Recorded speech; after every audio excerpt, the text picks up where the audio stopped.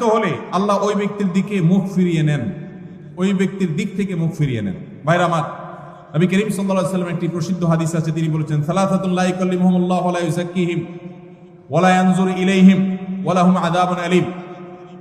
তিন শ্রেণী মানুষ আছে, তাদের জন্য চারটা শাস্তি হবে। কয়টা শাস্তি হবে? চারটা। কয় শ্রেণী মানুষের জন্য? তিন শ্রেণী মানুষের জন্য। নাম্বার 1, শাইখুন জানিম, যে ব্যক্তি বয়স্ক হয়েও ব্যভিচারে লিপ্ত হয়েছে, এই ব্যক্তির সাথে আল্লাহ কিয়ামতের দিন কথা বলবেন না, আল্লাহ তাকে পবিত্র করবেন না, তার দিকে চেয়ে তাকাবেন না, এবং তাকে কঠোর শাস্তি দিবেন যে সে প্রাপ্তবয়স্ক, বিবাহিত, বৃদ্ধ, এরপরও সে জিনায় কেন লিপ্ত হলো।